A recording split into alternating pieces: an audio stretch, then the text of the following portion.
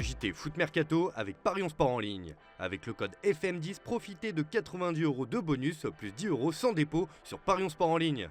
Salut les passionnés de football, bienvenue sur Foot Mercato pour un nouveau JT. On débute tout de suite avec les affiches de la Ligue Europa où les clubs français ont été à la peine puisque l'OM et le LOSC ont échoué face à Benfica et Aston Villa sur le même score, 2-1. Deux défaites qui s'ajoutent à celles du Paris Saint-Germain face au FC Barcelone mercredi et qui ne font clairement pas du bien au football français puisque ces trois défaites marquent un vrai coup d'arrêt pour la France à l'indice UEFA. L'Espagne est repassée devant à la faveur des performances positives du Barça, de l'Atlético Madrid et même du Real Madrid qui n'a pas perdu face à Manchester City. Touchés mais pas coulés, les trois clubs français encore en lice auront l'occasion la semaine prochaine de prendre leur revanche pour tenter de poursuivre la belle saison européenne de la France à l'indice UEFA. Et cela permettrait de creuser encore plus le fossé avec les Pays-Bas dans la quête de cette fameuse 5e place qui offre le fait d'avoir 4 clubs qualifiés en Ligue des Champions. Et justement, il faudra compter sur l'Olympique de Marseille pour renverser la tendance face au Benfica Lisbonne au stade Vélodrome. L'entraîneur de l'OM, Jean-Louis Gasset, a encore beaucoup d'espoir pour son équipe.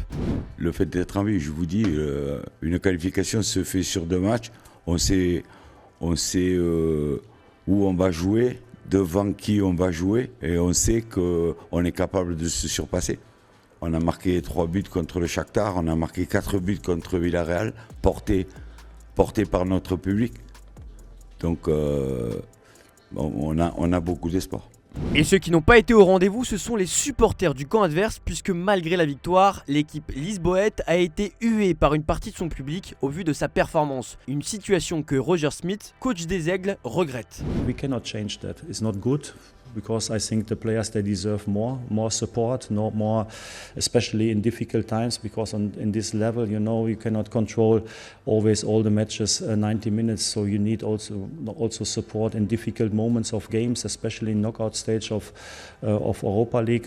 Des huées que ne comprend pas non plus André Di Maria, l'ancien joueur du PSG l'a expliqué en zone mixte. C'est l'opinion des gens, parfois c'est correct, d'autres fois ça ne l'est pas. Nous avons essayé de faire une belle année, nous avons essayé de tout gagner, mais ce n'est pas facile. Je pense que nous travaillons très bien, nous faisons bien les choses. Je crois que les sifflets sont aussi dus à ce qui s'est passé contre le Sporting. Aujourd'hui, nous n'avons pas très bien joué, mais l'important c'est la victoire, a-t-il évoqué pour les médias portugais. Après la Ligue 1 il y a quelques semaines, c'est au tour de la Ligue 2 de faire peau neuve. L'antichambre du football français, dans la lignée de ce qu'avait proposé la Ligue 1, a dévoilé son tout nouveau logo. Contrairement à la première division qui a vu McDonald's débarquer dans le naming, pas de changement de sponsor pour la Ligue 2 qui restera avec BKT. C'est via un post sur ses réseaux sociaux que la Ligue 2 a affiché son nouveau design, un design similaire à celui dévoilé par la Ligue 1 il y a quelques semaines. On retrouve donc le L de Ligue incrusté dans le 2, tout comme la Ligue 1, le trophée de la Ligue 2 qui inspirait le dernier logo a disparu pour laisser place à un design bien plus sobre, à vous de juger. Et on n'a pas encore parlé du PSG dans ce JT, et je vais vous en parler avec quelques infos qui sont tombées. Sans Kylian Mbappé, le PSG cherche toujours un attaquant pour la saison prochaine. Comme évoqué hier par le quotidien italien Il Mattino, le PSG veut Victor Osimhen. Pour ce faire, le club de la capitale tente de réduire le prix du Nigérian et les 120 millions d'euros demandés par le club italien. Et le PSG serait même prêt à échanger 4 joueurs de son équipe, Carlos Soler, Marco Asensio, Lucas Beraldo ou Kangin Lee. Toujours du côté du PSG, les Parisiens veulent tenter le coup pour Jamal Musiala. L'Allemand est l'un des joueurs les plus cotés et suivis de la génération 2003, comme son ami Jude Bellingham. Il y a quelques mois, il a d'ailleurs été lié au merengue, mais il ne semble plus faire partie des plans de la Casablanca. En revanche, d'autres écuries européennes sont prêtes à passer à l'offensive pour s'attacher ses services, d'autant que le joueur sous contrat jusqu'en 2026 est peu enclin à prolonger son bail et semble vouloir passer une nouvelle étape dans sa carrière, selon le média anglais The Independent. Manchester City est prêt à faire ce gros coup et a une longueur d'avance sur la concurrence incarnée par Liverpool, le FC Barcelone et le Paris Saint-Germain. En tout cas, ce qui est sûr, c'est que les champions de France auront les moyens après le départ de Kylian Mbappé. Le Bayern Munich est prévenu.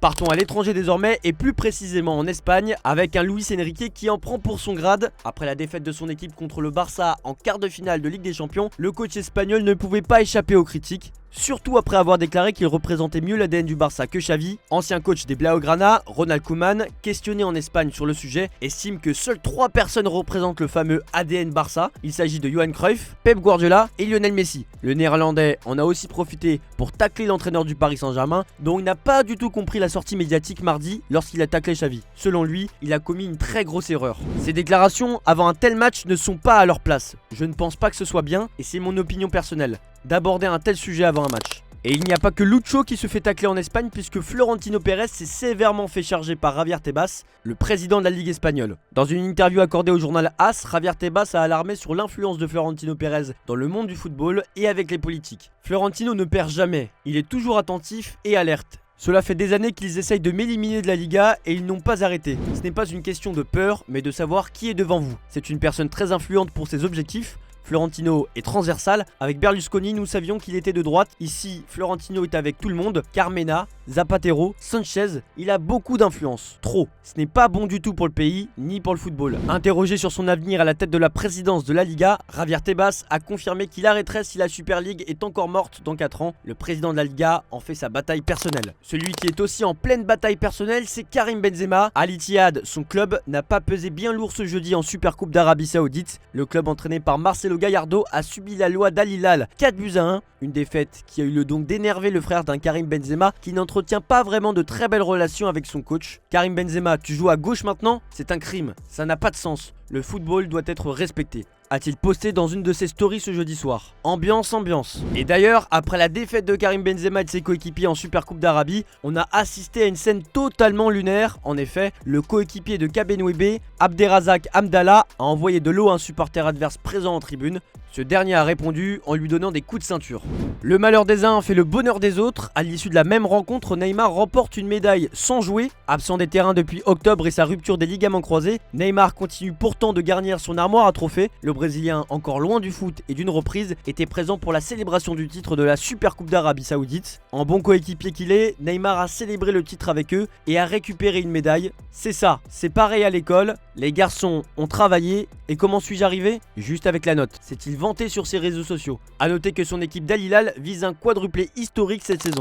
Dans le collimateur des médias après sa prestation décevante face au Real Madrid en quart de finale de Ligue des Champions, Erling Haaland en prend pour son grade. Mais le Norvégien peut compter sur le soutien des personnalités du football comme son entraîneur Pep Guardiola. Cet après-midi, l'Espagnol a tenu à mettre les points sur les i concernant l'apport de son attaquant. Haaland est un jeune joueur, il a une marge de progression, mais cette progression est plus le fait de l'équipe que de lui-même. Il n'était pas impliqué, nous avons marqué 3 buts, mais il avait 2 défenseurs centraux sur lui. L'objectif n'est pas de gagner le Ballon d'Or, l'objectif est de gagner la Première Ligue, la Champions League, la FA Cup, la Carabao Cup et il l'a fait. Sans lui, cela n'aurait pas été possible. Il n'y a aucune chance, c'est impossible. C'est un joueur clé pour nous, a-t-il confié en conférence de presse. Dans les officiels désormais, le Bayern Munich prolonge le contrat d'Alexander Nubel de 2 saisons, soit jusqu'en 2029. Par la même occasion, il prolonge son prêt avec Stuttgart de 2 ans supplémentaires. Son club actuel est 3ème de Bundesliga, à égalité de points avec le Bayern. Autre prolongation, mais cette fois-ci de l'autre côté de la Manche, Newcastle United a annoncé la prolongation du contrat de Joelinton ce jeudi. Pour rappel, le milieu de terrain brésilien avait rejoint le club anglais en provenance d'Offenheim en 2019.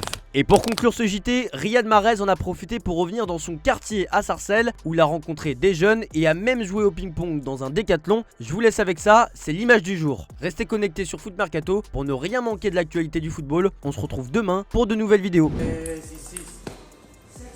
Voilà, 6-6, frère. Oh, 7-7. Voilà, c'est bon maintenant. On va les passer.